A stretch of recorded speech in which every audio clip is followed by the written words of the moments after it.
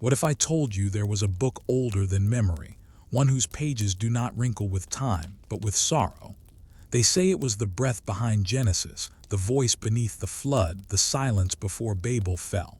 A book that held what the Torah could not say aloud, a record of angels who sinned, kings who walked with giants, and a single boy who heard it breathing beneath the earth. His name was Elior, and the first time he touched the scroll, it wept. Close your eyes. Subscribe only if you believe memory is holier than history, and tell me in the comments, where are you listening from tonight? And what time is it? The valley was not drawn on any map. It lay between two hills that were always misted, even in the dry season.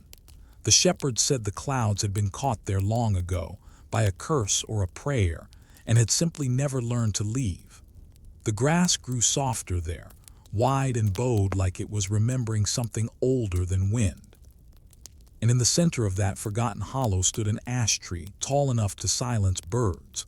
The kind of tree that didn't ask to be understood. The kind of tree that watched. Elior had only come because the lamb had strayed. A small one, white and bruised on its leg, lost at dusk. He followed its bleeding past the stone fence and into the hollow he was warned to avoid. Where the tree grows upside down, his grandmother had said, half chiding, half whispering. But he never understood what she meant until now. Because this ash did not reach toward the sky. Its limbs twisted downward like fingers breaking under the weight of secrets. Its roots curled upward, exposed like veins, wrapping around the mouth of a stone well that breathed with heat. The air around it tasted like flint, and something in Elior's chest shifted like his ribs were opening from the inside. He found the lamb asleep at the base, curled against the wellstone, unafraid. But when he reached to lift it, his palm touched something else. Not fur, bark. Cracked, warm, splintered open, and within it parchment. No, not parchment, something older, something before parchment. It was rolled like a scroll, but bound in resin, black as obsidian and humming softly like wind caught in a bone flute. Elior's fingers recoiled. The scroll was not dead. It was waiting. His breath stuttered and the lamb bleated once in protest, then returned to sleep. The sun was gone now, but the tree glowed faintly, the way coals glow when you close your eyes too long. That was when the voice came. Not from the tree, not from the scroll, from the air behind his ears, behind thought, behind language. Open it. And he did. He didn't break the resin, it broke itself, as if it had heard its name and could no longer stay sealed. The scroll unrolled with a sigh like something relieved, and within its folds words were burned into the surface, not inked, not carved, but singed, still smoking. But that wasn't what made Elior fall to his knees. It was the name. His name. Elior, written at the top of the scroll like a title or a warning, and beneath it a line he would never forget, not even in death. This is the book of those who saw too much and spoke anyway. The ash tree shivered, and the wind began to sing in a tongue no man should hear, while that night Elior did not return to the village.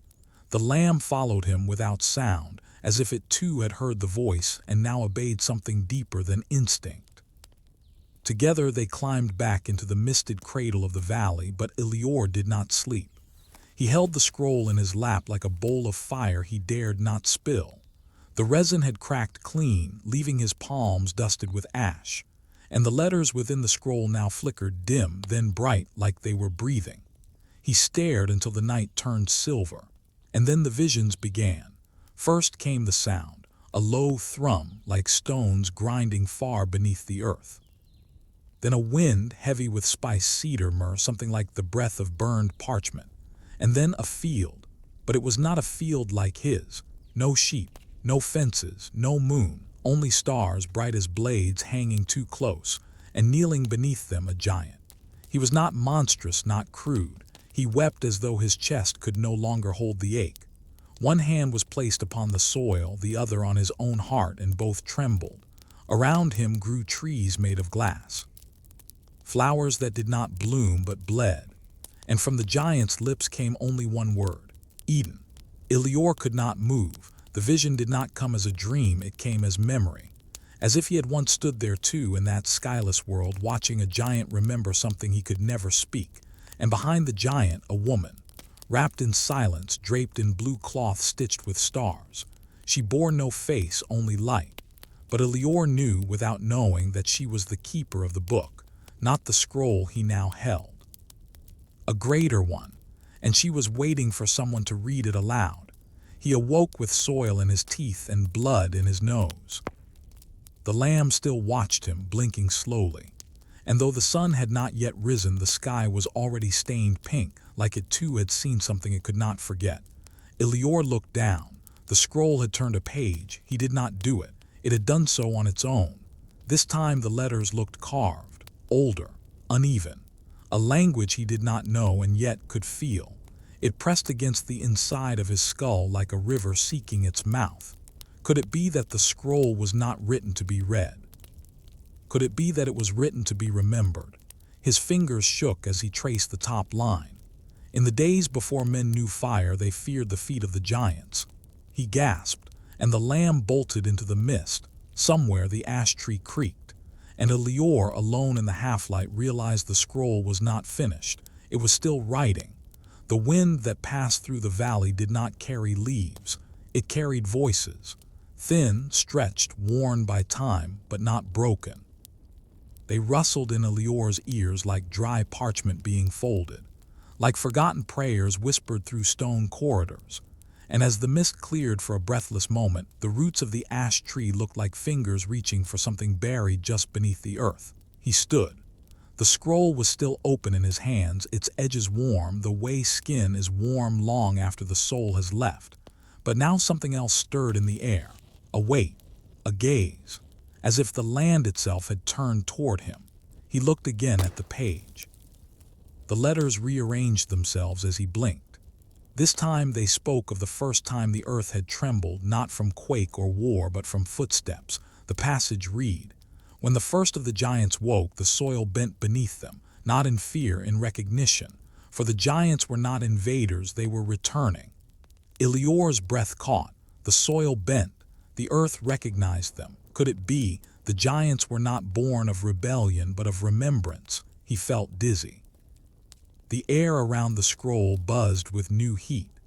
The mist around the tree swirled tighter, forming a slow spiral, and from its center came a scent, sandalwood, honey, and something older, something like sun-warmed bone. Then came the second vision. This time he did not fall asleep. He fell through the scroll. The parchment rippled like water, and he was inside it. He stood on a plain the size of oceans, empty, silent, until a horn was blown not by lips but by the sky itself. And from the horizon shapes began to form, giants, dozens of them, tall as towers, slow and solemn, carrying on their shoulders great slabs of stone etched with names. Names Elior could feel pressing against his ribs. Each giant knelt as they passed him, not in reverence, in grief. And one, his eyes like molten copper, spoke a sentence Elior could barely hear. "The world forgets, but the stones remember." Then the vision shattered like glass, and he was back beneath the ash tree, gasping, the scroll clutched to his chest like a child holding breath. His skin was wet with dew, but his tongue was dry as flint. The lamb had returned, now lying at his feet, eyes open but unblinking, as if it too had seen. The scroll rolled itself shut, but only for a moment, because then it rolled open again. To a third page. Elior hadn't touched it. This time the words were red, like they had been written in blood still warm, and the margins bore strange circles, glyphs that moved even when he tried not to blink. They pulsed like heartbeats. The heading said, "The tree that heard the first sin." His heart stopped because he knew the tree. He was under it. He looked up, trembling. The ash branches now reached lower, like listening. Could it be this tree, not the one Eve ate from, but the one that listened as she did? The scroll trembled in his hands. A sound, low and mournful, hummed from the center of the well at the ash tree's base. A wind stirred upward, not from the sky, but from beneath the earth. And something unseen whispered. She didn't just eat, she named it first. Elior's knees gave out, because the scroll was no longer just telling a story. It was telling him. The ash tree's branches no longer swayed with the wind. They swayed with intention. Elior could feel it now. This tree was not simply old. I watched it, and somehow it remembered him, as if the scroll had awakened something that had waited for a boy with his name and his breath and his hands, a boy who would not run when the bark split, a boy who would read what others had sealed in fear. The scroll unrolled further of its own will, its fibers shimmering like snakeskin under a light that had no source. And now on the fourth parchment came words that crackled in his ears like thunder spoken gently. Before Babel, before the flood, before the Watchers fell, there was one who walked the valley in silence, and the earth bent to listen. The letters pulsed. Elior's lips began to move, not by choice but by memory. The scroll used his voice now as if the words had waited centuries for breath. And as he spoke to them, the air around him shifted. The mist stilled. The wind held its tongue. Even the lamb stood. And then a shape, not in the sky, not in the soil, in the well, rising, not with limbs, not with form, with presence. It filled the hollow like a forgotten name returning to the mouth. And Elior, though his eyes remained open, could not see it, only feel it, heavy, hollow, like hearing a song from the cradle that your mother never sang. The scroll brightened. And so did the well. A soft red glow, like ember under skin, spilled up from the roots, tracing the underside of the tree with trembling veins of light. The glyphs on the page began to rise from the parchment, not as ink, but as sound, and they said, "You are not the first, Elior, but you are the last to forget." His mouth opened, but he had no questions, only awe. Could it be that others before him had found this scroll? Could it be that names before his were written, read, erased? And could it be that he was not meant to read it at all, but to write it? The thought struck like lightning without thunder, and that's when the bleeding began. A single bead of blood from his right index finger rolled down to touch the edge of the scroll. He had not been cut. The blood had chosen to rise. The scroll drank it. There was no other word. The parchment absorbed it like thirst. And with that the next words appeared, not burned, not carved, not inked, written in his blood. The one who bleeds remembers. The one who remembers writes. The light dimmed, the scroll closed, and Elior felt a sleep approach unlike any he'd ever known. Not heavy, not soft, just inevitable. As he lay on the moss, the lamb curled beside him once more, and the last thing he saw was the ash tree, now still, now listening, its roots coiled gently around the well like arms around a cradle. The breath beneath the earth continued to hum, and the scroll pulsed once as if it now had a heartbeat. Elior closed his eyes. But the tree did not, the scroll did not, and somewhere in a language no longer spoken, the voice whispered one final phrase as he drifted away. Genesis was not the beginning, it was the forgetting. The second night came without stars. It was not cloudy. The sky was simply empty, as though the stars themselves had turned away from the world, unwilling to watch what was about to be remembered.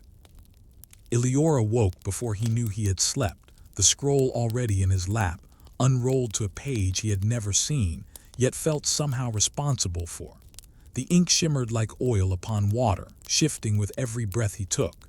The ash tree behind him stood silent now, neither moving nor watching, but somehow more present than ever, like a witness who has already testified and now awaits judgment. Elior's thumb traced the first word aloud. Nephilim.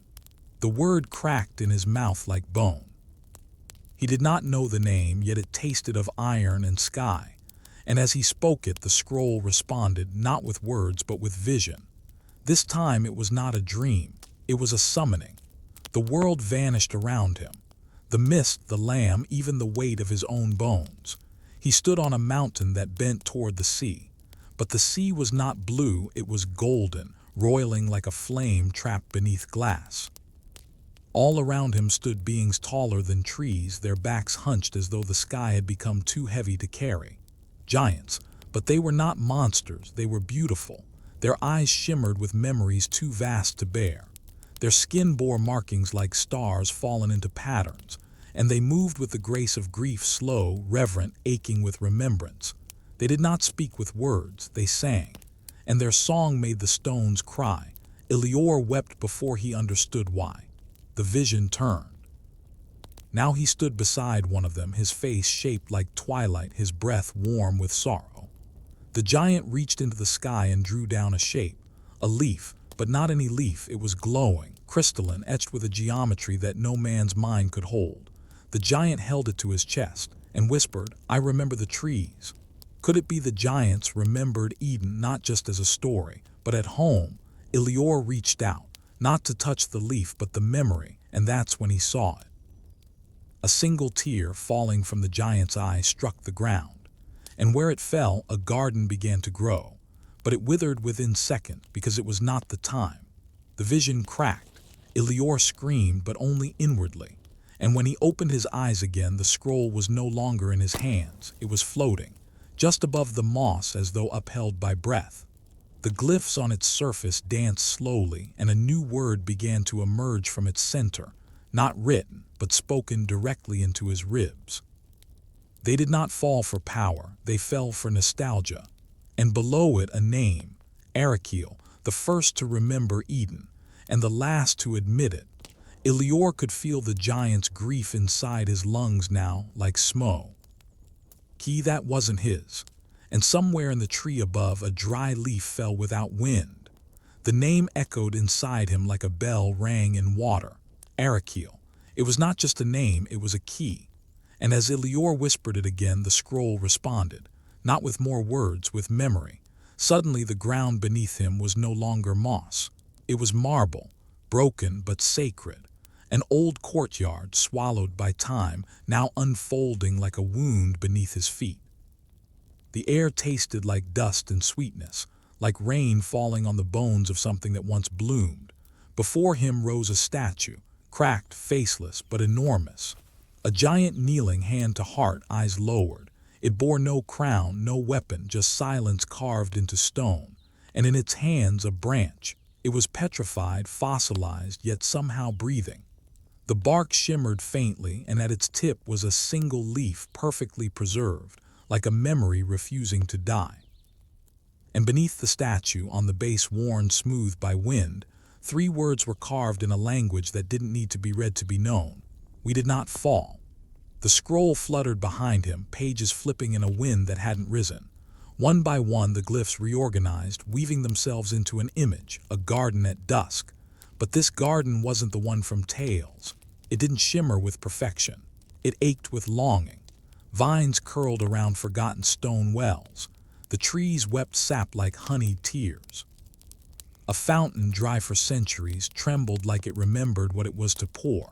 And at the center of it all stood a figure, Arakiel, not as a giant, as a man, bent with sorrow, cloaked in bark, eyes rimmed with gold. He looked at Elior, not through the scroll, through time, and he spoke, though his lips did not move. "They think we lusted for flesh.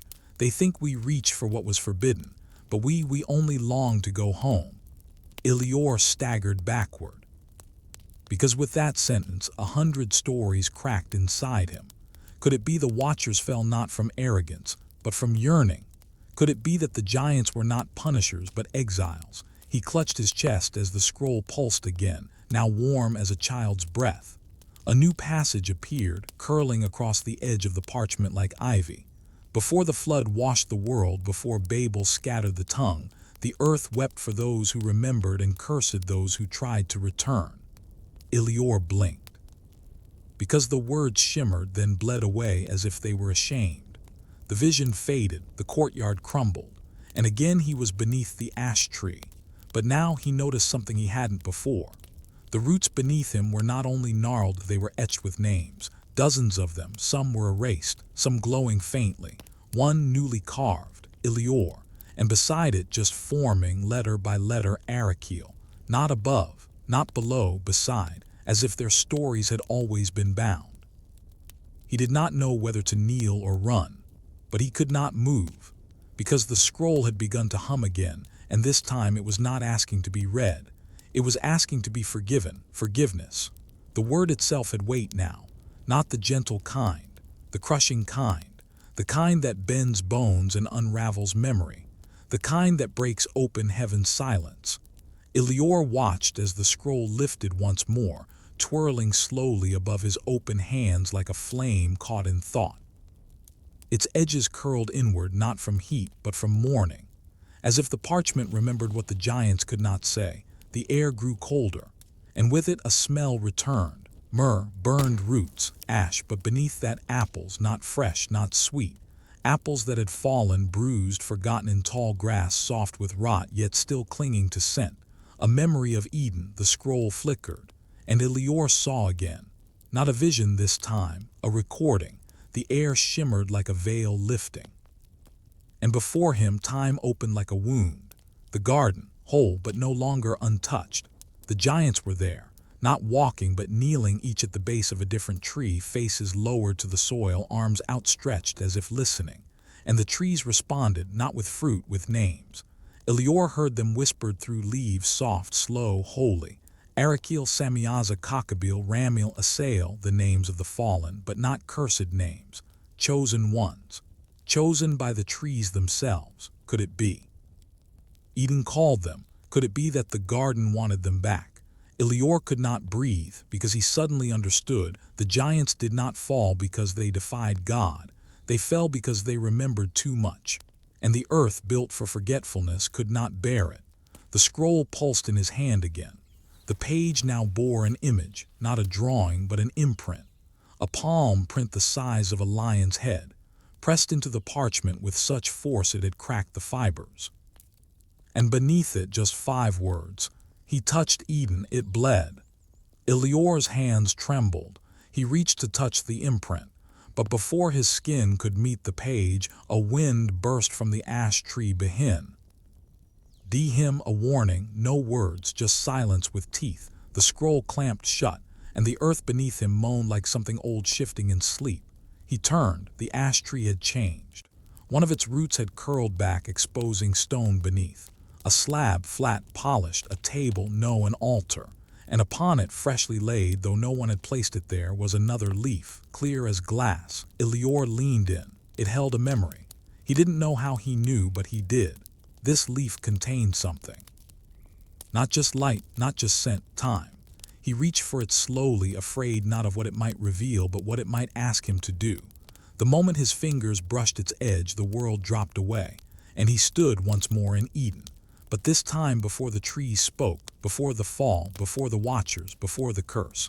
There were no walls, only breath, and a voice quiet and vast as moonlight on water that said, "To remember is to return is to break." The garden vanished, and Elior fell to his knees, because now he understood what the scroll truly was, not a book of stories, a map of memory, and it had chosen him not to read it but to carry it, because the past was trying to return. Through him, the scroll lay still now, as if exhausted by what it had shown, or perhaps ashamed. Elior sat in the grass, his knees raw, his palms smudged with bark dust and memory. The mist around him thickened once more, as if the valley wished to hide what had just been revealed. The ash tree loomed above, quiet as stone, yet its silence felt louder than thunder. He could feel it, a pressure building beneath the soil, a breath beneath breath, like the world itself was remembering, and the remembering hurt. Elior closed his eyes, but the vision did not stop. Now he saw Arakel no longer among the trees of Eden, but among the ruins of a city lost to time. Massive walls lay cracked, statues crumbled, dust hung in the air like a prayer left unfinished. And Arakel walked through it not as a giant but as a shadow, a refugee of heaven. He carried in his arms a single seed, and in his eyes regret. Elior followed him through the city, not with feet but with memory, with the scroll's breath. And he watched as Arakel planted that seed in the center of a broken courtyard, his hands shaking, his lips whispering a prayer not meant for angels or men. Let them remember what we loved, not what we became. From that seed, a tree grew instantly. Its roots tore through stone, its trunk reached for stars, and its leaves shimmered gold.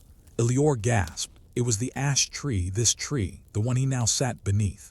Could it be Arakel had planted this very tree thousands of years ago, not to mark a curse but to remember a home? Elior opened his eyes. He looked at the roots around him, no longer tangled, no longer hostile. They pulsed faintly with warmth, like veins, like the memory of blood. He reached out and touched the bark. And the tree responded, not with words, with vision, a final one. This time not of giants, of children, hundreds of them running through fields, playing in the shadows of trees that shimmered like dawn. And every child bore a faint glow around their heads, a soft light not of fire but of remembrance.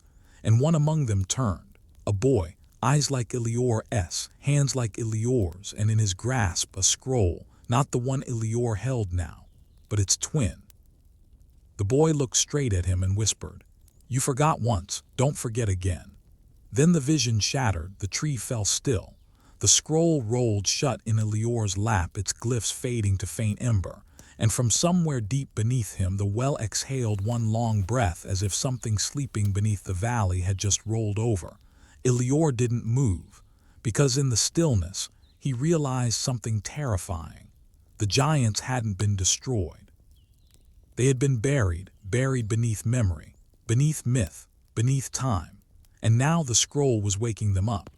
The third night bled into the valley without footsteps. No stars, no moon, only a deep crimson haze that seemed to hum just above the trees, as if the sky itself were holding its breath. Elior awoke before the scroll called to him. It lay across his chest like a sleeping animal, warm and slow, its coils pulsing beneath the resin wrap it had drawn back over itself in the night. Ash tree loomed above him, and something had changed in the roots. Symbols, fresh ones, carved during sleep. Circles within circles, spirals that pointed downward, not outward. As if the memory it was now guarding did not rise from heaven but fell from it. The scroll unwrapped on its own, no resistance. And this time there was no fire, no dream, no garden. Only a page black as midnight with text etched in silver flame. At the top, a single word that made Elior's blood turn cold: Grigori. The Watchers. He had heard the old women in the village whisper the name in stories meant to frighten children. But this wasn't a story. This was a testimony. The letters curved and writhed as if trying to rewrite themselves before he could see. But Elior held the scroll still, and as he stared, the words began to read themselves aloud. They came not from above, but from the edge.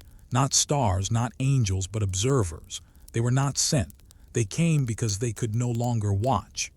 Elior trembled. He could see them, dozens, descending through the upper dark, not with wings or trumpets, but with silence, like light pulled backward through a veil. They touched the earth not in fire, but in regret. Their faces were not divine. They were tired. Some wept as they arrived. Others carried books bound in the wind. Others still bore only names that fell into the soil like seeds and birth stories men would spend eternity trying to bury. One name flashed before Elior's eyes like a wound, Penemu, and then another, Samyaza. They were not devils, not demons, not even rebels, not yet. They were watchers, and they had only one law: do not touch. But they did, not out of lust, out of compassion. Elior felt it, like fingers brushing the edge of a flame. The scroll curled tighter around itself as if ashamed, as if showing him what it was never meant to reveal. He saw them teaching, not seducing, teaching humans the ways of fire, the paths of the stars, the names of plants that healed and plants that could kill. And he saw the humans kneel in gratitude, but gratitude became dependent, and dependence became worship. That was the first fall. Not of angels, but of memory. Elior gasped, because suddenly the words blurred again, melting into a shape, a tower of ink rising from the center of the parchment, etched not in flame, but in shadow. He reached toward it with shaking hands, and the parchment whispered, "You're not watching anymore, are you? Now you're part of it." The tower rose higher from the scroll with each breath Elior took, not as ink, as memory made visible. Its form was jagged, not built of stone, but of words, stacked prayers, broken commandments, forgotten names.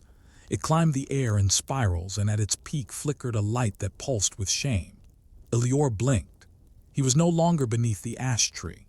He stood at the base of that tower. All around him, the Watchers, their faces blurred, their robes woven from wind and light, now stained with earth. Some still glowed faintly like torches nearly spent. Others had dulled completely, gray as abandoned altars. They circled the base of the tower, chanting words that made Elior's teeth ache to hear. Not curses, regrets. Above them, humans worked feverishly, stacking memory upon memory, text upon text, carving meaning into stone that did not want to hold it. The humans laughed, danced, drank, and in their eyes reverence, not for God, for the Watchers. Could it be that the tower wasn't built to reach heaven? Could it be that it was built to keep the Watchers from leaving, to chain divinity to earth? Elior stepped back. He saw a Watcher fall to his knees, Penemu, the one whose name glowed in the scroll like dying coal. Tears streamed from his eyes, not because of pain, but because a child had just brought him flowers and said, "Will you stay with us forever?" And he had no answer because he wanted to. That was their second fall, not of body, not of will, but of desire. Elior's throat tightened. The vision darkened. The tower cracked, not from above, but from its foundation. The stones rebelled. The words turned to dust, and the Watchers, they did not flee. They were bound, in chains of human memory. Each name is tied to a ritual, each gift twisted into a weapon. The stars they taught became symbols for blood. The plants they offered became poisons. The breath they shared became possession. Elior cried out, but no sound escaped. Because he understood something horrible now, the Watchers did not curse mankind. Mankind cursed them by needing too much, by remembering the wrong things. And as the vision closed, he saw one final image. Samyaza, leader of the Watchers, alone atop the ruins of the tower, whispering to the wind, "We came to protect memory, but memory does not protect us." The scroll slammed shut, and the earth beneath Elior shook. The ash tree wept a single droplet of sap, black as pitch, and from the roots came a whisper. Heaven wept, but the earth never stopped watching. The sap from the ash tree trickled like oil, slow and dense, disappearing into the roots that now looked more like veins than wood. Elior stared at the ground, breath shallow. He could feel it. The scroll had only just begun to show the price of what the Watchers gave. He touched the parchment, hesitant. It unrolled, reluctantly this time, almost as though it feared its own contents. A new page shimmered, not with fire or ink, but with a pale silvery dust. Glyphs floated just above its surface, refusing to land, as if repelled by the very page they were meant to stain. Elior leaned in, and the scroll whispered, so softly it was bare. Why sound? When the daughters of men wept, the Watchers gave them comfort. When the sons of men begged, the Watchers gave them fire. And when the men built altars, the Watchers gave them names. But no one asked what the Watchers were taking in return. The vision gripped him again, this time colder. He stood in a dark plain ringed by stone. Fires burned in pits, but the flames did not warm. Around them, humans danced in circles, faces dazed, limbs marked with glowing tattoos. At the center stood Penemu, his once radiant form now dimmed, surrounded by scrolls that bled ink onto the soil. Children sat at his feet learning, but their eyes were not their own. Blank, hollow, bright, as if something had been given to them and something more had been taken away. Elior's heart pounded. He saw women with bellies round, but not with joy, with fear. Their dreams are haunted, their voices echoing with words not their own. And from the sky the stars flickered backward, as if heaven itself had turned its face. The Watchers looked up, not with pride, but with panic. They had gone too far, and now the veil they had pierced was ripping. Elior cried out as the sky above tore open, but no light came through, only silence. A silence so thick it suffocated the soil, and through it stepped a figure, not giant, not human, not an angel, a being clothed in unforgiveness. Its face was not a face. It was a mask of mirrored flame, showing every Watcher their own regret. And it spoke only once. "You were not meant to touch, now you shall be buried." The Watchers did not resist. They fell to their knees, some wept, some shattered, others simply faded, and from their remains rose stones, black and smooth, scattered across deserts, hidden beneath rivers, sealed within mountains. Graves with no names, memorials no one would remember. Elior screamed as the vision ended. He opened his eyes to find the valley trembling. The ash tree groaned. A gust of wind swept the scroll from his lap, but it did not fall. It hovered in midair, spinning slowly. and a final line appeared across its back, etched in light so soft it felt like breath. The Watchers did not fall, they were buried in memory, and memory is waking. Elior stood beneath the ash tree, his hands no longer trembling because they had grown too still. The scroll now hovered before him like an eye half-lidded in grief. It no longer opened in defiance. It waited. And around its edges ink bled upward, not from the parchment but from the earth itself, as if the soil beneath him had begun to confess. The wind returned, cold, circular. It didn't blow through the valley, it spiraled like something was descending again. And then he heard it, footsteps, but not from the path above, from the well below, the same well wrapped in the roots of the ash tree, the same one that breathed on the night he first opened the scroll. It was breathing again now, but faster, as if remembering how to run. Elior stepped closer, eyes wide, and the scroll followed him like a tethered flame. He peered over the rim, darkness, and a sound rising from the bottom, not voice, not language, a chant, low, deep, layered, as if 1,000 voices were humming one forgotten note at different ages of time. The longer he listened, the more the note shifted, becoming a memory, becoming a name, becoming a warning. And then from the dark, a hand reached up, not human, not monstrous, just large, weathered, etched with the same symbols as the scroll. And upon the palm, Elior saw it, a name written in glowing script, Penemu, the Watcher who taught the secrets of writing, the one who gave letters to dust. The hand did not grab, it was offered, and in its center, resting like a seed, was a fragment of the scroll, torn, cracked at the edges, still warm. Elior took it. The moment his fingers closed around it, his chest seized. A new memory crashed into him like stormwater through a broken dam. The Watchers not falling but choosing, not rebelling but mourning, stepping across the veil not to conquer but to comfort, because they had seen something in mankind that even heaven had missed. They had seen loneliness, and they tried to answer it, but now they were the lonely ones, buried not just in stone, buried in story. Elior gasped for air as the fragment melted into his skin, vanishing like breath on glass. And suddenly he knew something he didn't want to know. The scroll was not complete, because its final chapters had been torn out and scattered across the earth, in fragments, in wells, in ruins, in blood. And the Watchers even now waited for someone to gather them, to tell the truth that had been burned away. Above him, the ash tree dropped a single leaf. It landed in his hand. It bore no veins, only a single line: do not remember for yourself, remember for us. And in the distance, beyond the mist, Elior saw a second valley, where another tree waited, and perhaps another scroll.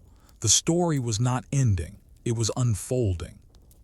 The mist no longer clung to Elior's ankles. It parted, as if it had been waiting for him to see it. He walked now, scroll bound in cloth at his side, toward the edge of the valley where the ash tree's shadow ended. Each step felt measured. Each breath came slower, heavier, like the earth beneath him was remembering every footprint. And ahead, a rise in the land, a gentle hill that sloped upward not from nature but from design. The grass was unnaturally short here, smooth, worn, as though it had been pressed down by pilgrims who never returned. Elior reached the top and froze. It wasn't a hill, it was a foundation, a circle of cracked stone, giant blocks, some scattered, some are buried, one still standing, half buried in moss. Its surface smooth, yet when Elior brushed the moss away with his fingers, he found it, a single glyph. The same glyph etched into the scroll, but this time carved into obsidian. And beneath it, like an echo waiting to be found, was an inscription so faint it felt like breath. This was not meant to climb. The scroll unfurled at his hip as if hearing its own grave. The glyphs pulsed in sequence, and then a sound, deep, rhythmic, like a heartbeat made of stone, and the vision came, not a whisper this time, a storm. The world turned black, then blinding gold, and Elior stood at the beginning, before language shattered, before the sky was divided, before man forgot who he was. He was on a plain, vast, empty, shimmering with heat. Thousands of people moved as one, dragging stones, chanting in tongues that pulsed like thunder. The tower rose above them, not beautiful, not wholly massive, carved with symbols Elior recognized but could not name, and beside it the Watchers, not guiding, watching. Samyaza stood at its base, his hands bound in cords of braided silver, his eyes hollow. He did not speak, but Elior heard him. They think it was pride, they think it was a rebellion, but it was fear that built this tower. Elior turned. He saw the people. They were not trying to reach God, they were trying to trap something beneath. Could it be that the Tower of Babel was not an offense to heaven, but a lock? A seal meant to hold back memory, not reach divinity, he gasped. The vision cracked, the plane trembled, and somewhere beneath the tower something sighed. It had not spoken in millennia, but now Elior heard it, a voice without shape, a sorrow without origin. They built it to forget, you walk it to remember. The scroll spun midair above the ancient foundation, and a second glyph revealed itself in the stone, one Elior had seen only once before, carved into the palm of the watcher in the well. He knelt, not in worship, in grief, because this tower had never fallen, it had been buried, and his name was written at its door. The inscription shimmered now, not with light but with heat, a warmth that pulsed from beneath the stone as though the tower, though buried, still had a heartbeat, still waiting to be heard. Elior pressed his hand to the carved doorstones. It did not resist. It breathed, not like the scroll, not like the tree. This breath was deeper, slower. It felt like it had not exhaled since the time when men still spoke with one voice. And beneath his fingers a voice emerged, not aloud, inside him. This tower was built from fear, layered in silence, mortared with forgetting. The air thickened, dust rose from the earth without wind, and from it formed a shape, at first only a blur, then a man. No more than a man, tall, weathered, cloaked in linen that shimmered like pages, and in his hands a book bound in bark and sealed with a branch from a tree Elior had only seen in his dreams. The figure turned slowly. His eyes glowed not with light but with memory. "You are not the first to come," he said, though his mouth never moved, "but you may be the last to remember." Elior tried to speak, but no words came. The figure stepped forward, and behind him the plane shimmered into something else. A library, endless, circular, walls of scrolls stacked to the clouds, but every scroll was half missing, torn, eaten, erased. The man gestured to them all. This is what the tower was built to hold, not pride, but pages, pages of what the Watchers saw, pages of what the first children dreamed before their mouths were taken. The ceiling cracked open, and through it poured not light but sound, chants, cries, the sound of languages colliding into dust, and Elior finally understood. The Tower of Babel was not built to reach God. It was built to bury language, to destroy the tongues that remembered too much, because language is memory, and memory is dangerous. Could it be, the figure whispered, that heaven did not destroy the tower, but man buried it to protect himself? Elior shivered. He looked down at the scroll in his arms. It vibrated softly, pages flipping of their own accord, and he saw a single passage burn into the parchment. "To remember what was before the flood, you must speak. Act with the voice that existed before the split. But beware, the old tongue remembers you too." The man stepped backward, vanishing into dust. The scroll curled closed, and in the silence that followed, Elior heard only one sound, his own name, spoken in 100 ancient dialects, and each one said it slightly differently, as if the tower was trying to put him back together. Elior stood inside the circle of buried stone, his feet aligned with glyphs carved for footsteps larger than his own. But the shape fits perfectly, as if he had expected. Above him the sky churned slowly, not with clouds but with forgotten syllables. Sounds that tried to form words failed, then tried again. The old tongue was stirring, and with it the ground beneath the tower began to hum. The scroll, now hovering just in front of him, quivered open to another page, one not yet burned but etched in sorrow. The letters were not glyphs this time. They were names, but not of men, not of angels, of languages. Dozens of them, each one accompanied by a line of silence so heavy Elior could feel it pushing into his ribs. Sharel, language of flame; Edrash, tongue of the soil; Mephin, voice of wind through bone; and then the one that flickered in blood-red ink, Zarashan, the tongue of undoing. Elior whispered the name before he could stop himself, and the world folded. The foundation vanished beneath his feet. He fell not down but inward, through layers of sound, through ancient vowels spun into webs, through sentences spoken only once and sealed forever, through cries of mothers before the flood, through lullabies hummed by giants to children who never aged, and then darkness, then light. He was inside the tower, not as it had been buried, but as it had once stood, alive, massive, breathing with story. And all around him, walls were not built of stone, but of scrolls, millions of them, all humming, all remembering. He stepped forward, and each footfall echoed like thunder in a cathedral. The Watchers walked the corridors, not bound, not fallen, still pure, still uncertain, still hoping.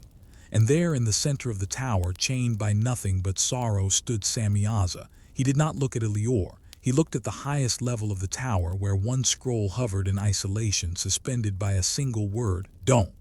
And Samyaza whispered. They made the tower to silence what they feared, but the scroll at the top was not written by man. Elior turned his eyes upward, and the scroll heard his gaze. It began to open. Page by page, light spilled out, but not golden light, a light the color of memory forgotten on purpose. And on its first page, written in no language Elior had ever heard but understood anyway, was a single sentence. This was the word that ended the first Eden. The tower shook. The vision shattered. Elior fell to his knees on the buried foundation. His ears bled. His lips trembled because he had heard it, the word, and it wasn't evil.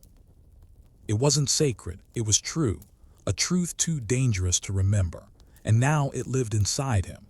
Elior did not move for a long time. The word he had heard, though no tongue could repeat it, now lived somewhere deep behind his ribs, not as sound, not even as meaning, but as for weight. The scroll hovered close, quiet again, as if afraid of what it had just shown him. Beneath his knees, the ancient stone no longer hummed. It pulsed, slow, aching, like a heart trying to remember its last beat. He looked up at the hilltop. The valley was silent. No lamb, no tree, no birds, as if the whole world were holding its breath to hear if he would speak. But he wouldn't, because Elior now understood the secret of the tower. Not just that it was built to bury the Watchers, not just that it sealed a tongue older than time, but it was never meant to fall. It was meant to be forgotten, erased by fear, buried beneath myth. And yet here he was kneeling at its peak with the memory of that forbidden word inside him. A word that had split the sky once before, a word that could do it again. The scroll uncurled one last time that night. It glowed red along its spine, then black. And on its final page, a new image formed, not carved, not inked, branded, a mouth, stitched shut. And below it, a line that burned itself into Elior's skin just by reading it. The word will try to leave you, if it does. The stars will scatter again. He stumbled back, dizzy, because now he felt it. The word inside him, it wasn't sleeping. It was growing. It pressed against his lungs when he breathed. It shimmered in his eyes when he blinked. And it whispered things to him while he dreamed. Things about the first garden, things about the other scrolls, things about bloodlines that still carry the language in their bones. He closed the scroll, but it remained warm in his hands. And from the roots of the buried tower, mist began to rise again, not soft this time, sharp, like breath from a wound. And the ground beneath him spoke, not I. In words, but in memory. What they called Babel, we called it the first seal. The wind picked up, not with leaves. With names they whipped around him, a storm of syllables older than breath. He covered his ears, but they weren't entering through his ears. They were entering through his blood, and then silence. The scroll folded itself gently, and one final symbol appeared on the outside of its seal, a spiral that pointed inward, not to heaven, not to hell, but to the place where words begin. Elior stood. The air had stilled. The valley exhaled. The buried tower would not fall again. It had already done its work. It had chosen him. The valley had changed. It was subtle, like the way a dream shifts just before you wake, familiar but no longer safe. The ash tree no longer groaned. Its branches no longer wept. It had grown still, like a scribe who had set down the pen after writing something too sacred to continue.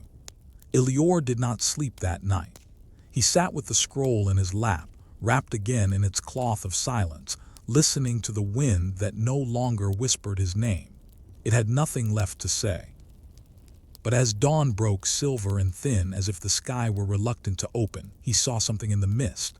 A figure, walking toward him across the field, not fast, not slow. The kind of walk you take when time does not own you. Elior stood not in fear but in reverence, because he already knew. This was not a man, not a spirit, not a watcher. This was something else, something older. The figure wore no crown, no wings. His robes were gray, stained with ash, stitched not with thread but with words. Verses woven into the hem, so faint Elior could only read them with his eyes lowered. And in his hand he carried a scroll not like Elior's. This one bled, from its corners dripped ink like sorrow, and from the figure's eyes tears. They fell slowly, deliberately, as if each drop held a name. Elior stepped forward, unable to stop himself. The angel said nothing, only handed him the bleeding scroll. It burned to the touch, but not with heat, with memory. And when Elior opened it, the pages were soaked, not from rain, not from time, but from grief.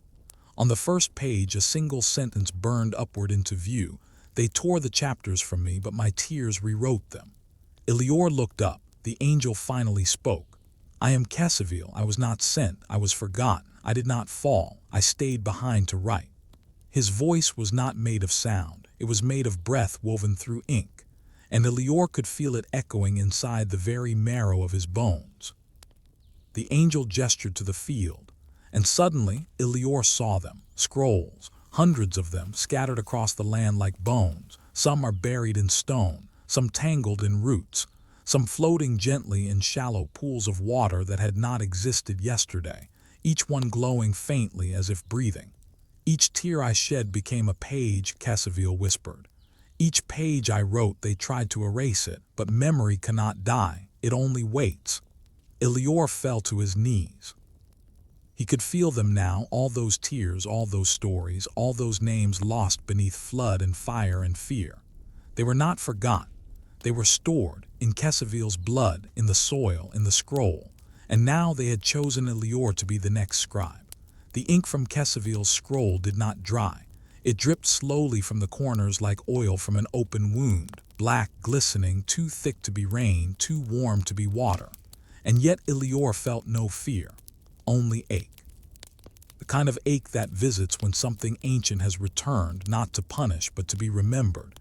Kesavil said nothing more. He stood beneath the morning sky like a statue no one dared to sculpt, and the wind curled around him as if afraid to pass too close. Elior opened the first page. It was blank, but not empty. It throbbed faintly in his hands, alive, expectant. The longer he stared, the more it shimmered like light trying to become language. And then a single line formed, not written. I cried. The tears of angels do not fall, they become stories. Elior blinked, and the page exploded into vision.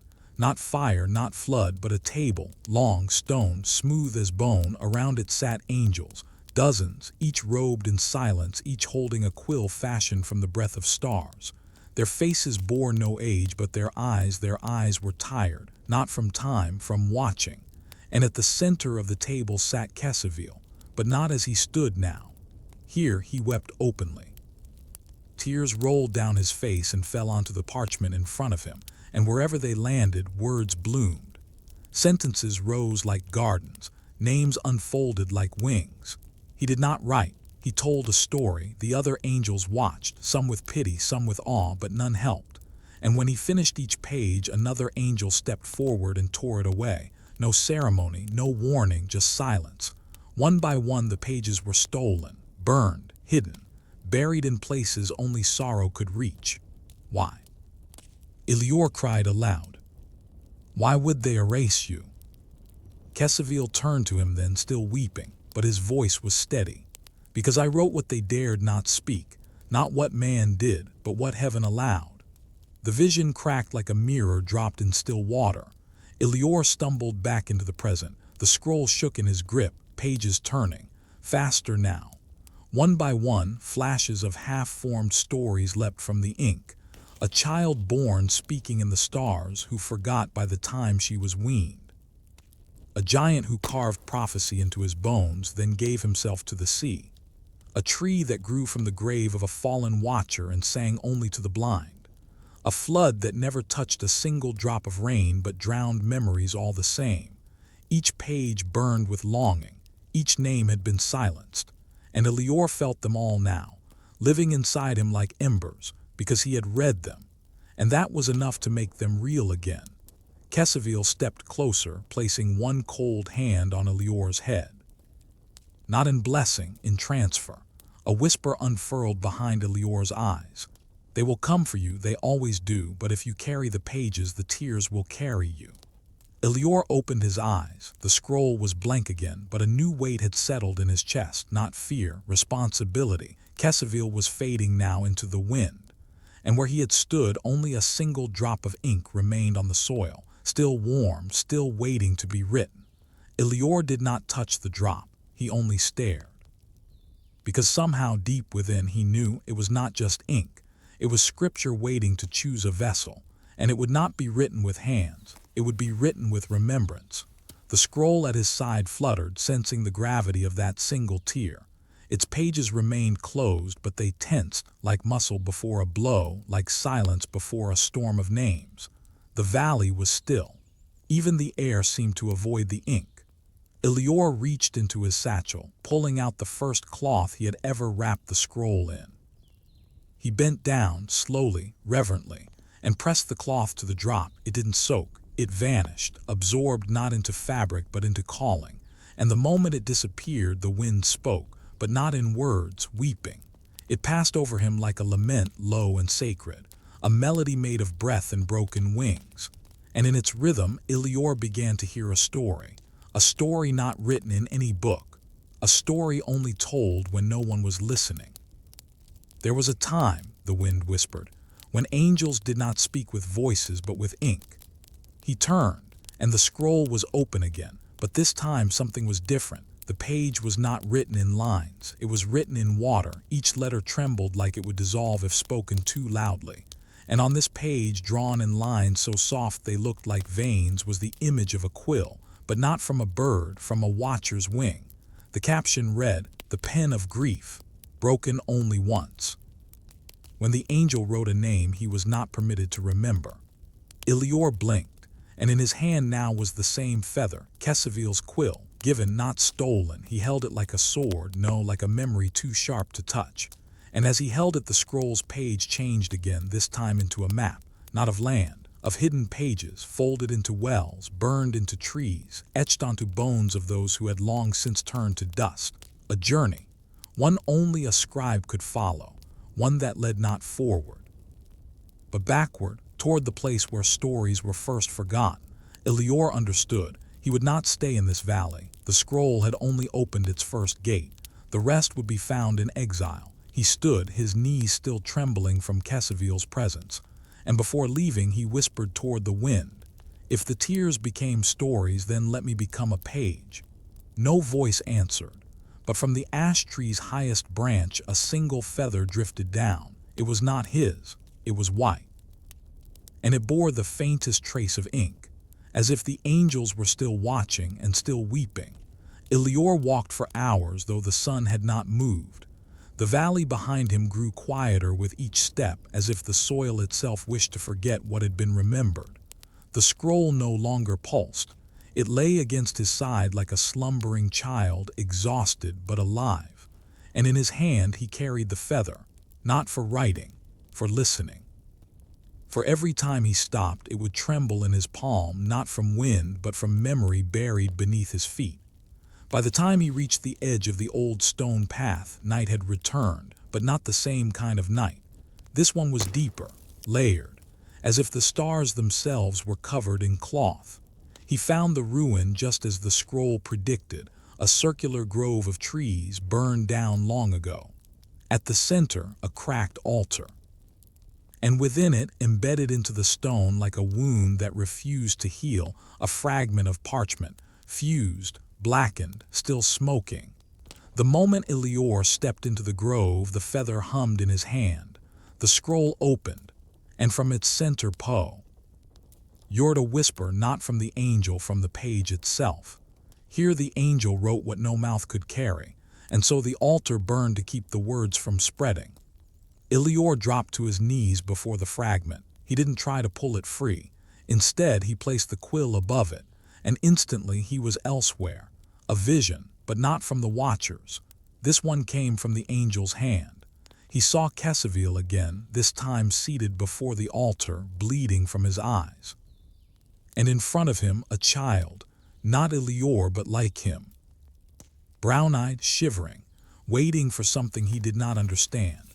Jasher took his quill, dipped it into his own tear, and wrote one word upon the child's palm. One word that glowed white-hot: keep. The boy vanished, and Jasher collapsed. The altar cracked, the trees burned, and the scroll in his hands folded shut on its own, sealing the word. The vision broke. Elior gasped back in his own body. The altar fragment began to glow. And without being told, Elior opened the scroll to the very page the vision had ended on. The page he had never dared to touch. It now bore the same word, keep. But this time the quill in his hand moved on its own. It wrote a second word beside it, writing. The sentence burned itself into the parchment, keep writing. Elior wept, not from fear, from recognition, because this was not just a task, it was a vow. He was no longer a boy holding a scroll. He was the final chapter being written in tears.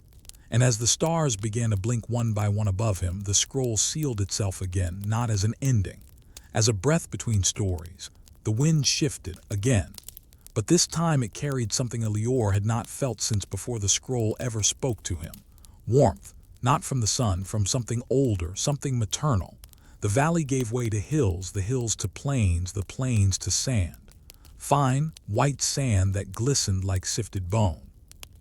And beyond it, in the cradle of two low mountains, stood a tent, small, tattered, yet shimmering faintly at its edges as though sewn not just with thread but with promise. Elior did not remember walking here. He only remembered being sent.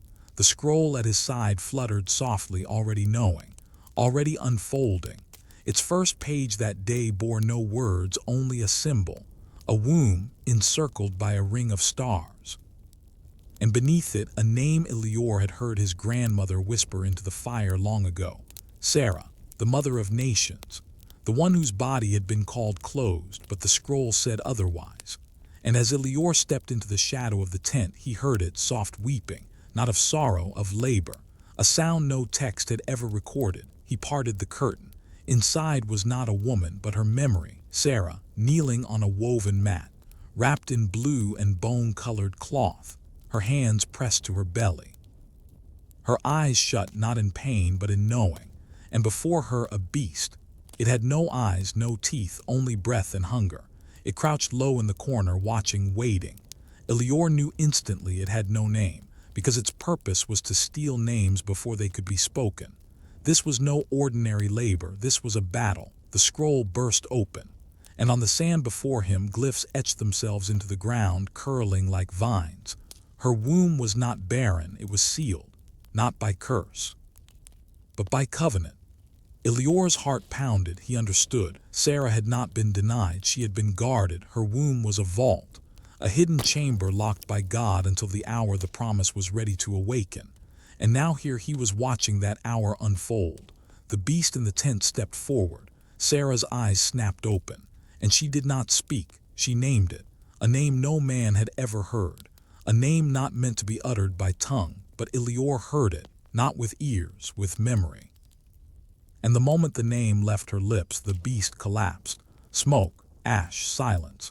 The scroll wrote a single phrase across its spine. Abraham did not strike the beast, he named it. Elior's knees weakened because this wasn't just a birth, it was the reintroduction of a forgotten language. The child in Sarah's womb would not only carry lineage, he would carry secrets, secrets not even the angels had been allowed to see. The scroll pulsed, sealing the page. Sarah vanished. The tent emptied. And the desert wind wept with awe, because memory had just been born.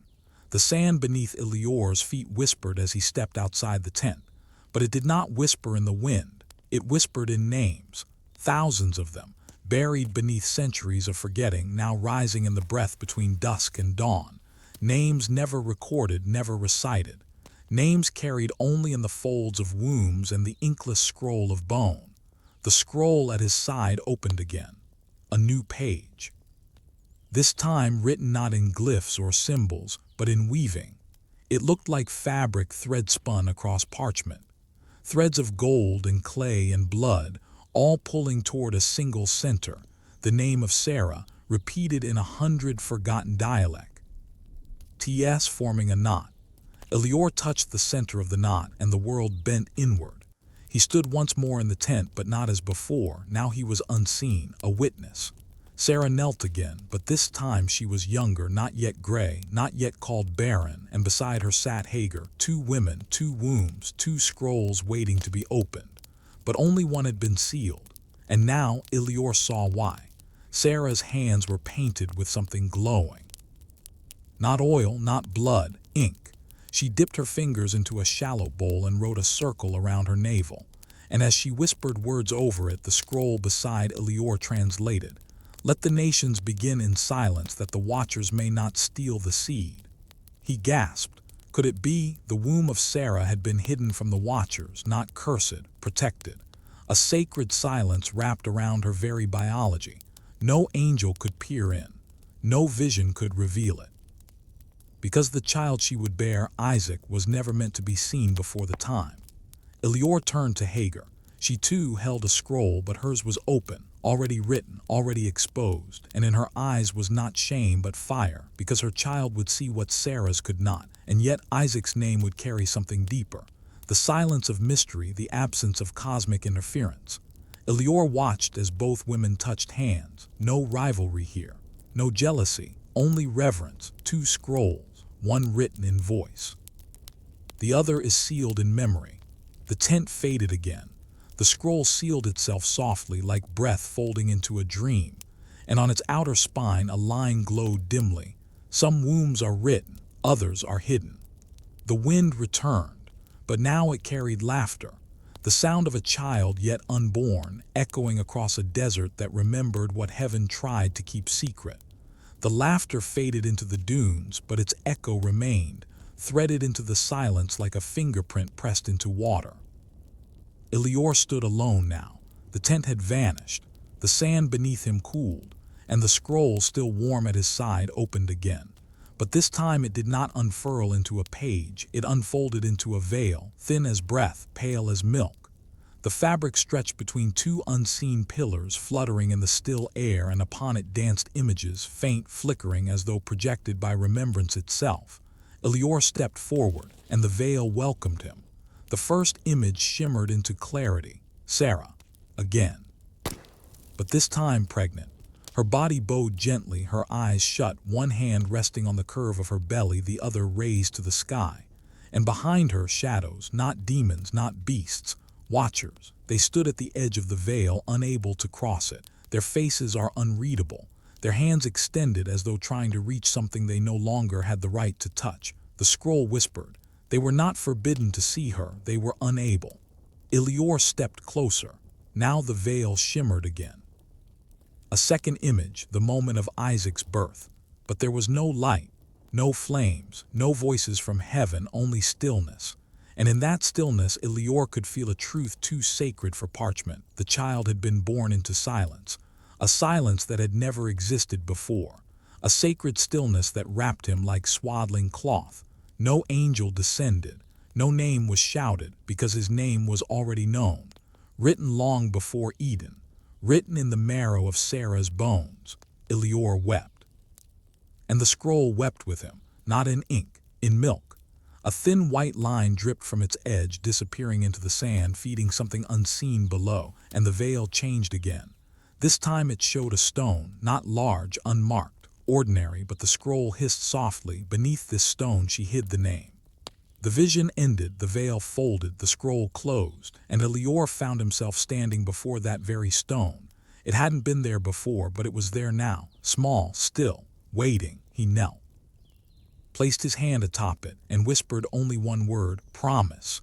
The stone warmed. It did not open, but it remembered him, and that was enough. The scroll burned a final line into its side before sealing. Isaac was not the answer. He was the silence that carried the answer unseen. The stars began to rise, and somewhere in the wind a woman's voice whispered, "Tell the world my womb was not closed, it was guarded." Night draped the desert in velvet. The stars above no longer blinked. They stared, wide and reverent, as if even the heavens had paused to remember what had been hidden in Sarah's womb. Elior sat by the stone, the scroll resting across his lap like a sleeping creature. Its edges glowed faintly with the warmth of something finally revealed, but he was not finished.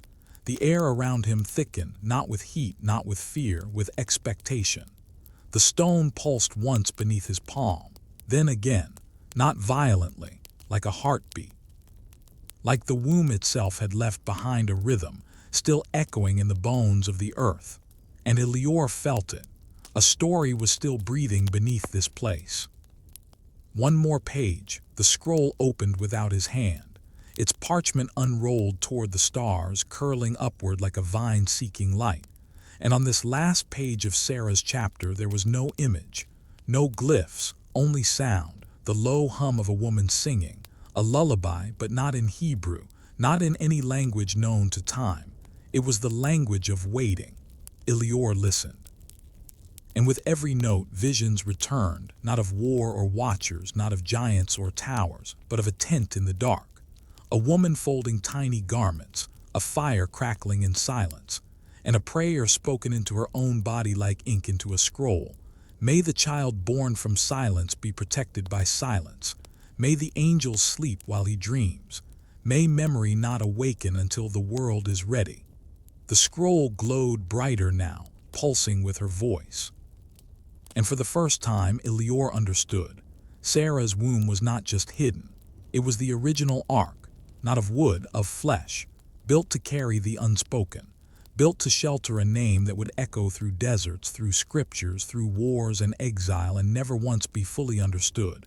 Isaac was not just a child. He was a sealed prophecy. And Elior, the boy now walking the path of memory, had just unsealed part of it. The scroll sealed with a soft breath. A feather drifted from nowhere and landed at his feet. It bore the same spiral Sarah had once drawn on her skin, the mark of those who carry what cannot be spoken aloud. Elior picked it up, and when he looked back at the stone, it was gone, as if the earth itself had swallowed it again, satisfied that someone had finally remembered what had been hidden too long. A breeze whispered past him. It carried no sand, only the soft echo of a woman's final words. I was never barren. I was chosen to be silent. Elior stood. The scroll at his side pulsed once, and turned its own page. The desert had not moved, and yet it no longer felt the same.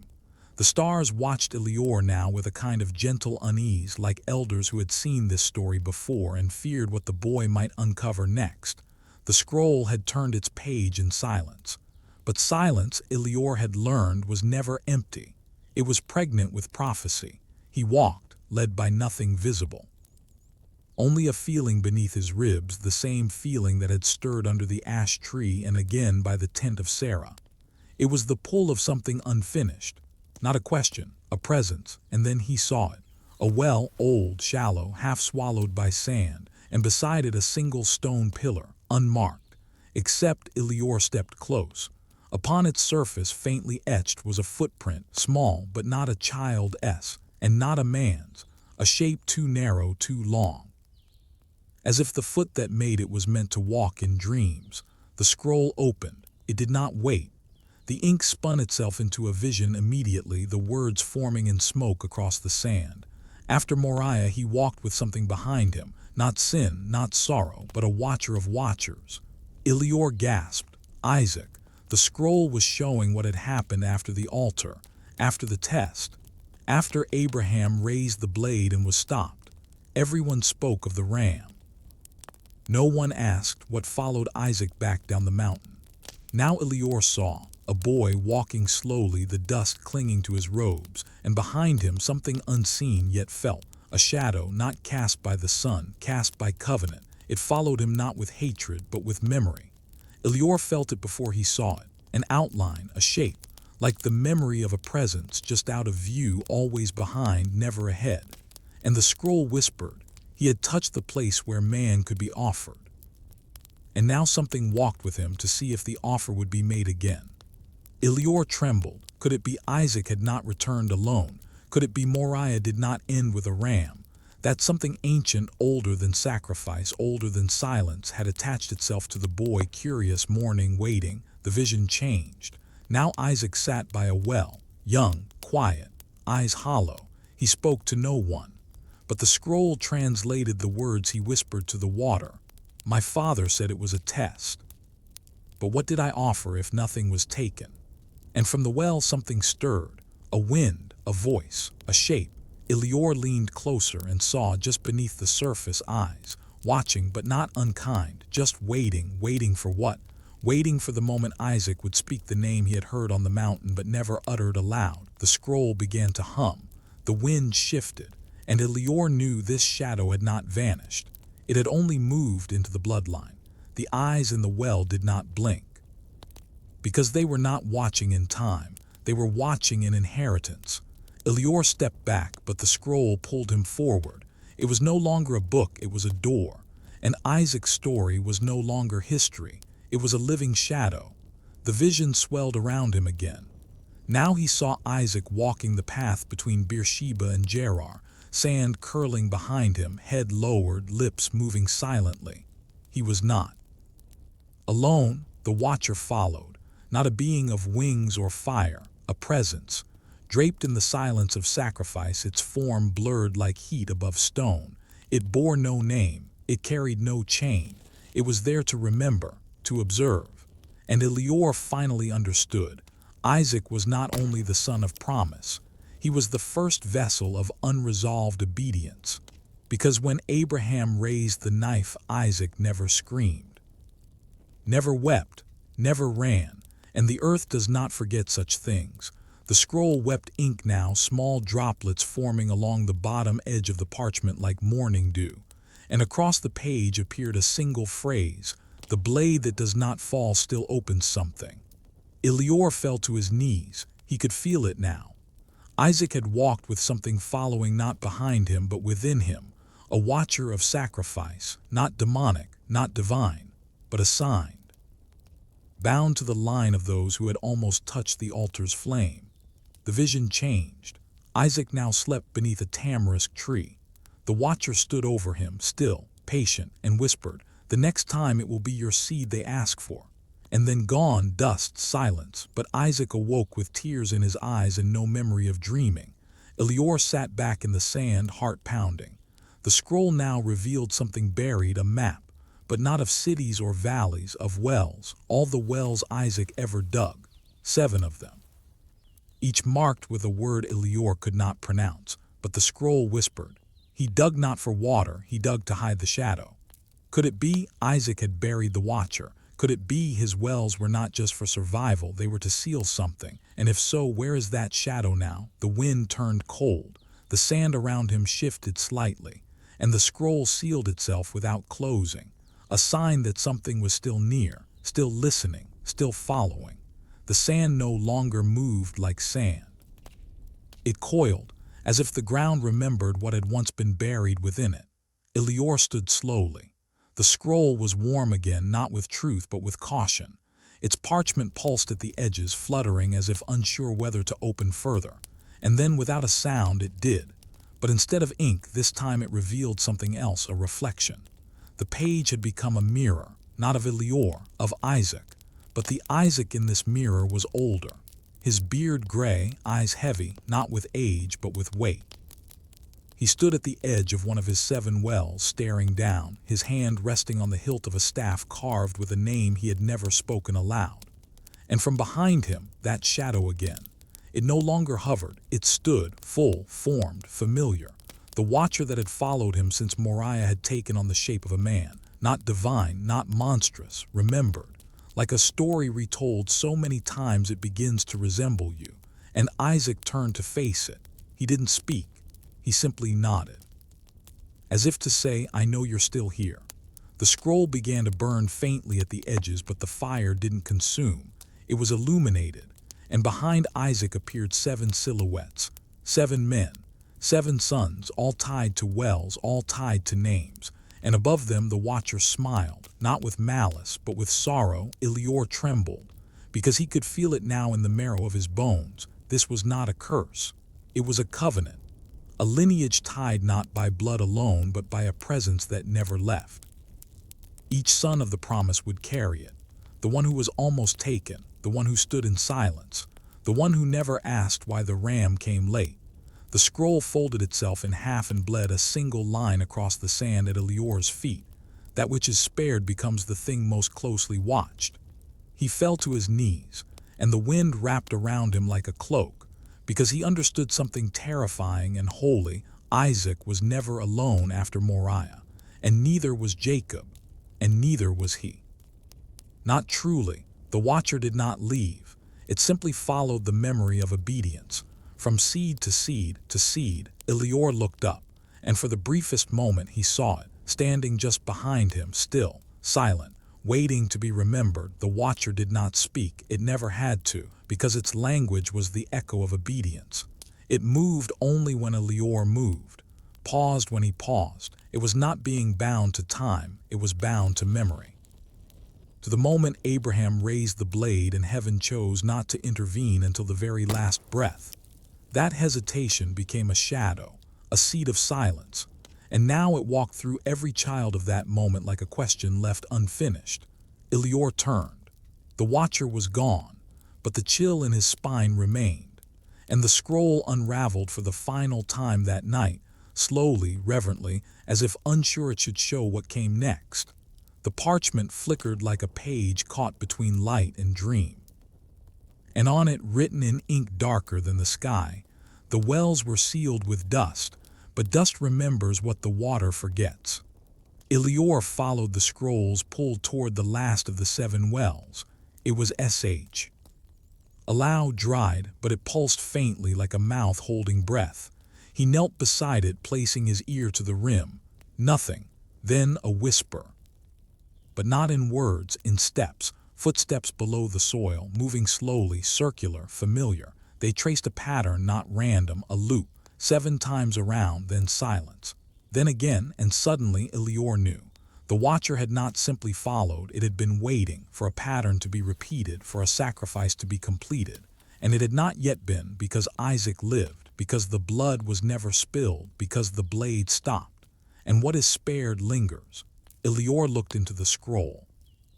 The ink moved, shifting into the shape of a lamb, bound but never slain. And above it a sentence burned in gold. He was never killed, but he was still offered, and something received the offering. The scroll is sealed, and the wind rose again, this time from beneath the well, not a guest. A breath, warm, watching. Elior stood, and did not look back, because he understood there are presences in the bloodline that do not leave. They are not curses, they are witnesses. And they walk beside those who carry the memory of nearly being taken.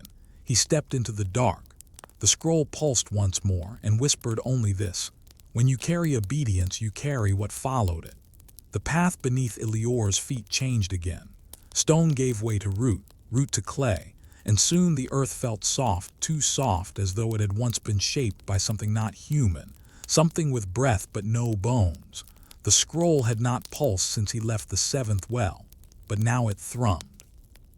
Not with urgency, with hesitation. It unrolls like a hand trembling before it speaks something forbidden, something older than guilt. Elior walked until the forest swallowed the sky, and there, beneath a hollow tree that bled sap as dark as ink, he saw it.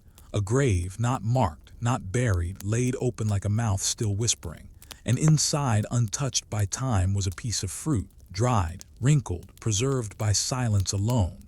The scroll burst open, but this time there was no vision, there was a voice. A woman's, soft, unapologetic, familiar. They all speak of the serpent's lie, but no one asks what I said to my daughters.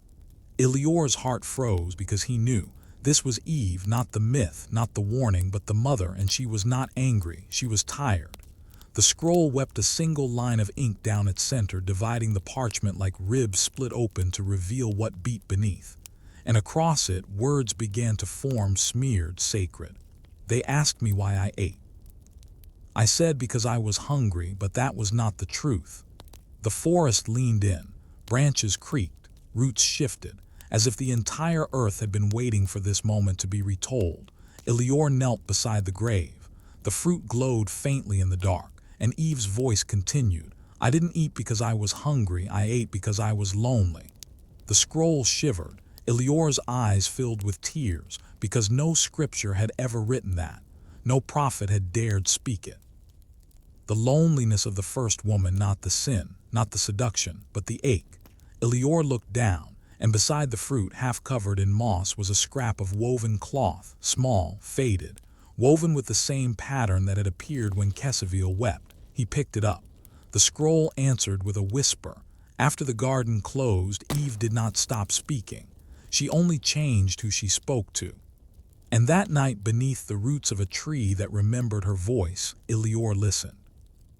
As Eve began to tell the first story never written, the cloth in Elior's hand was weightless, and yet it pulled on something inside him, a quiet thread that ran back through time, winding through deserts and scrolls, wells and wombs, until it reached a woman kneeling in a forgotten orchard, pressing her face into the soil where no voice would answer her. Eve. Her voice returned, no longer whispering, now confessing. "They say the serpent lied, and perhaps he did, but so did I, not to Adam, not to God. To my daughters." The forest groaned, the wind hushed. The scroll pulsed like a candle flickering in an unseen breath. Elior held the cloth tighter, and the memory poured out. He saw Eve, not with fig leaves or halos, but with calloused hands, seated in a circle of girls, young, brown-skinned, wild-haired, wide-eyed, listening. Their faces bore the weight of hunger, not just for food, but for meaning. They needed her to explain why the world felt broken, why the stars no longer spoke, why the soil gave thorns before bread. And Eve had spoken, but not the truth. "I told them we were tricked. That Eden was taken from us by the serpent's deception. But the truth was, I ate the fruit because the silence was louder than God." Elior's breath caught, because now he understood. Eve's first sin was not disobedience. It was loneliness covered by words. She had needed someone to understand the ache inside her belly that had nothing to do with who. Unjur. And when no one came, she reached for knowledge, not to become divine, but to be seen. The scroll burned a line across its spine. She did not fall, she reached, and heaven was not ready for what she touched. Elior's tears fell into the soil, and the ground answered. Roots parted beneath him gently, and from within a book rose, but not made of parchment, made of woven hair, braided, soft, trembling with age. It opened in his lap, page after page filled not with words, but with the names of daughters. Elior touched the first name, and felt her cry, centuries old, rise through his bones, then the second, and felt her prayer for light in a land of silence. And the third, who had no prayer, only a scream. The scroll fluttered beside him, and a single phrase was spoken into his ear by a voice that could have been Eve's or his own mother's or the earth itself. "Men built altars to forget, but we wove names into our hair to remember. The grave is closed, the fruit turned to dust." And Elior understood Eve's greatest act was not what she ate. It was what she remembered and what she dared not pass on, because some truths were too sacred for scripture. Elior did not rise. The forest held him gently, as if it too had been waiting to grieve. The book woven from hair rested in his lap, pulsing faintly with memory. It was heavier now, each name awakening, tugging at his ribs like children shaking their mother's knees. And still Eve spoke, not from the scroll, not from the wind, from within the woven book. "When they asked me why the stars no longer spoke, I told them God was farther now. But the truth is, I stopped listening because the shame was louder." Elior swallowed the ache rising in his throat. This was not the Eve he had heard of in village tales, not the temptress, not a mistake. This was the first mother. And she was telling her children the truth no one had written, that she had not failed. She had been the first to carry sorrow, and she had done it alone.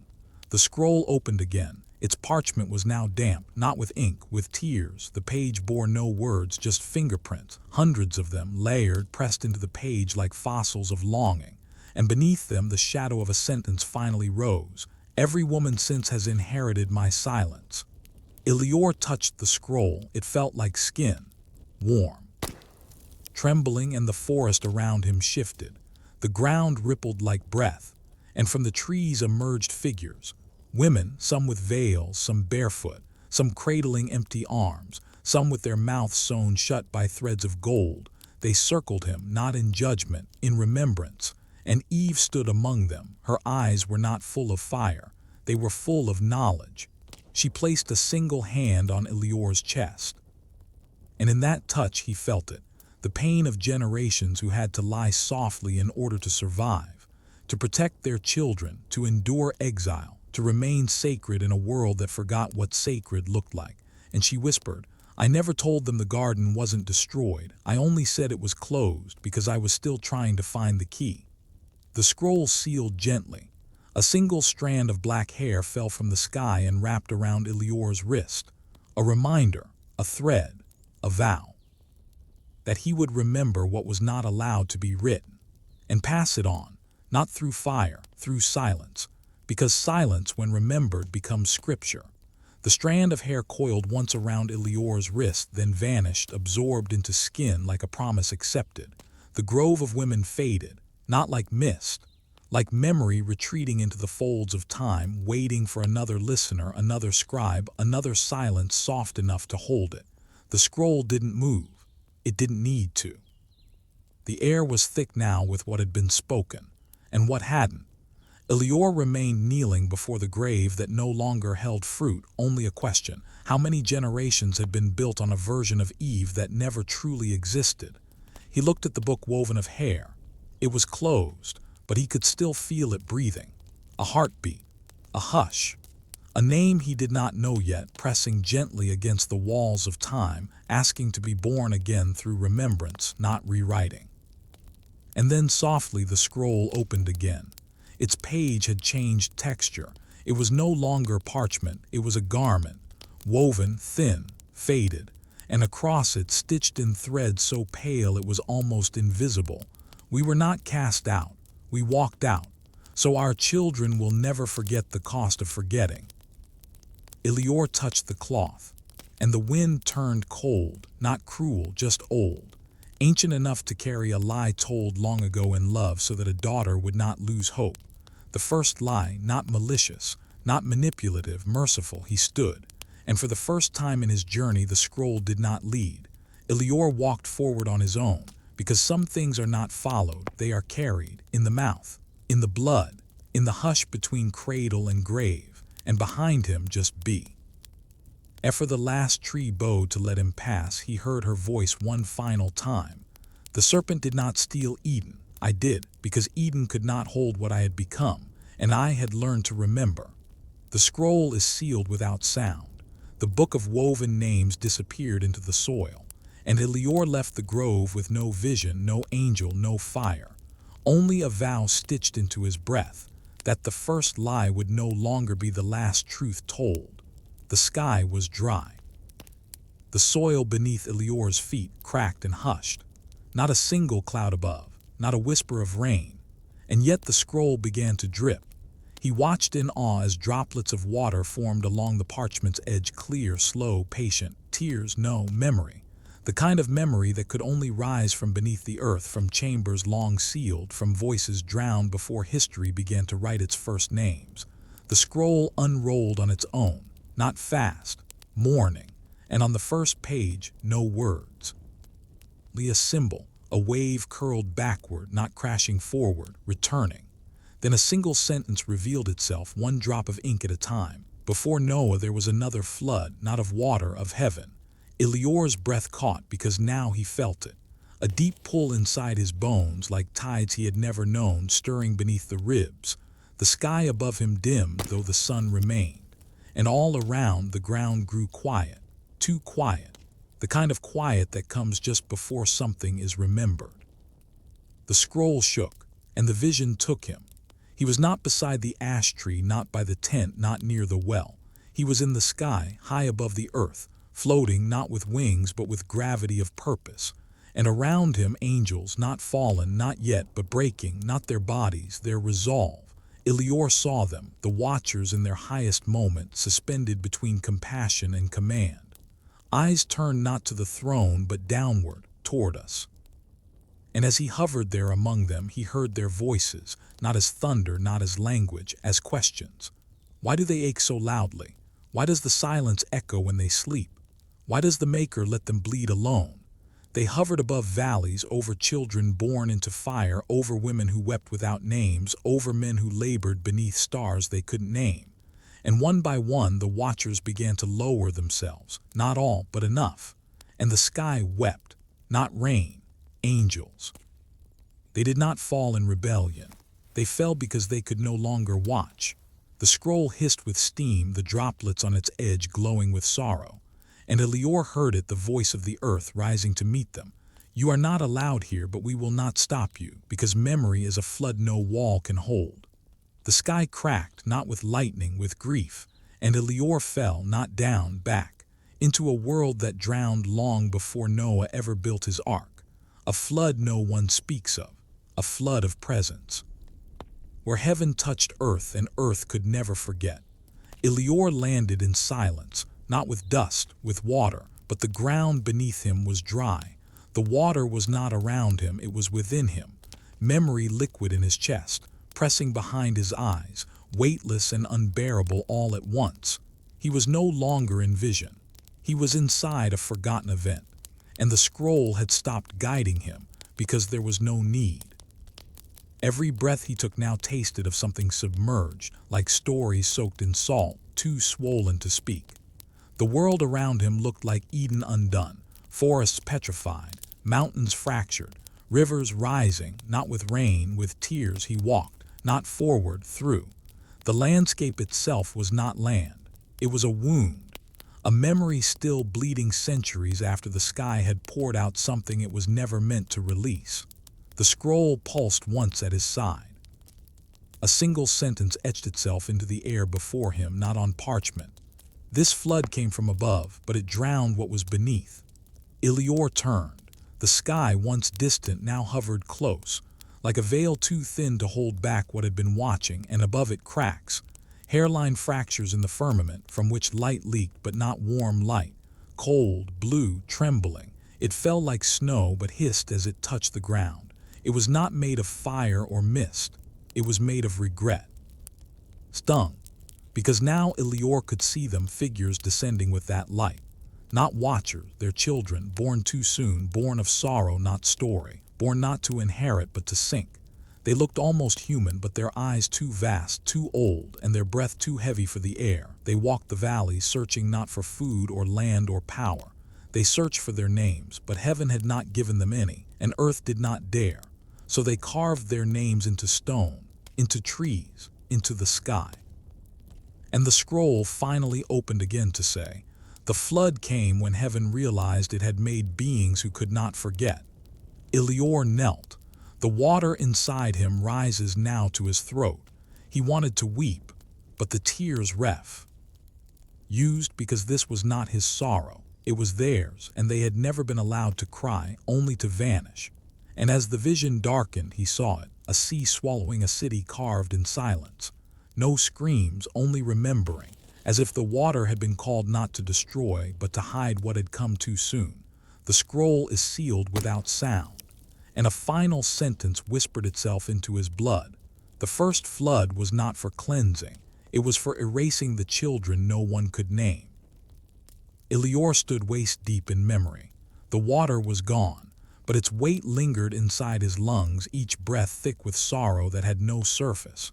The scroll at his side hung heavy as if it too had swallowed part of the flood. It did not tremble, it did not glow, it simply waited, because there are some truths too holy for spectacle. He walked. The land was gray now, flattened, smooth, like it had once held cities, but those cities had not been built by men.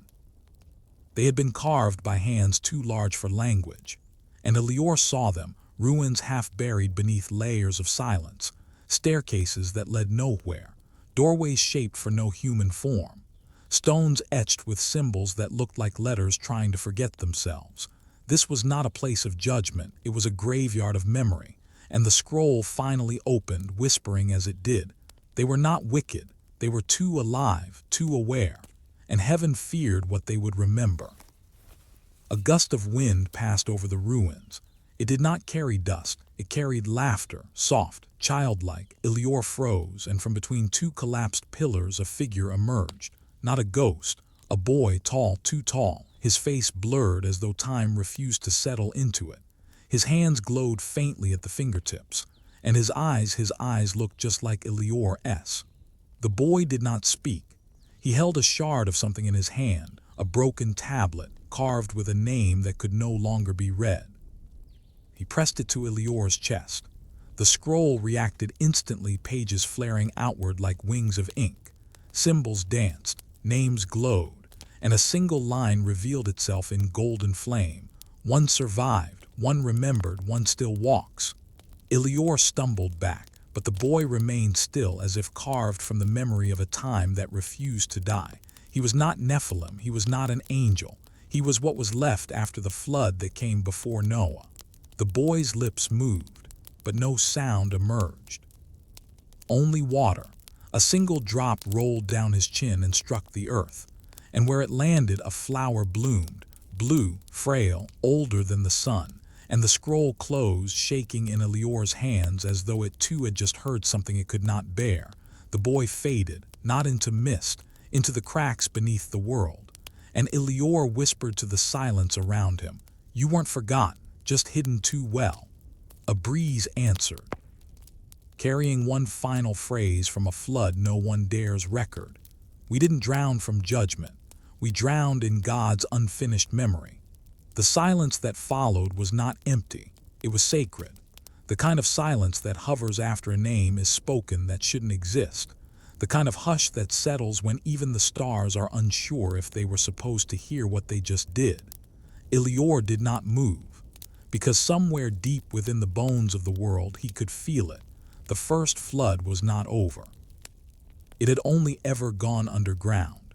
The scroll unrolled slowly, cautiously, and for the first time in his journey, Elior saw a page that was wounded.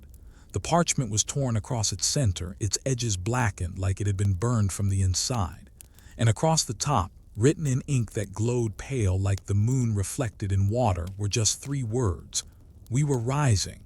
No vision followed, just knowing. The kind that doesn't arrive with explanation but enters like breath. He saw them, not the Watchers, not their children, but their children's children.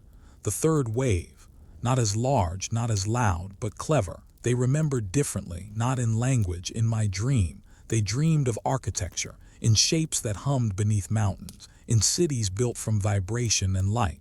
They whispered to rivers and wrote poetry in the tilt of stone.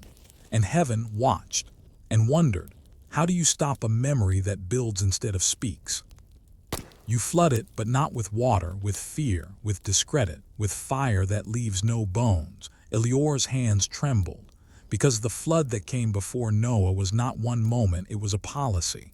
A decision made beyond the stars to rewrite the world by drowning its oldest thinkers, not because they were wicked, but because they had seen something that could not be unseen. The scroll folded itself shut, torn page sealed. And across the binding, one final whisper bloomed. They drowned not because they remembered, but because they remembered together. Elior stood in the ruins of a city that had no name, and for a moment he could hear it, the laughter of those who were building not a tower but a R. Eder, not to heaven to forget, and then silence.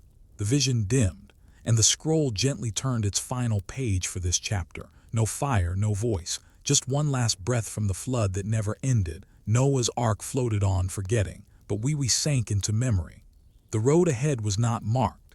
There were no signs, no stars, no routes to follow, and yet Elior walked as if the earth beneath his feet already knew where he was meant to go.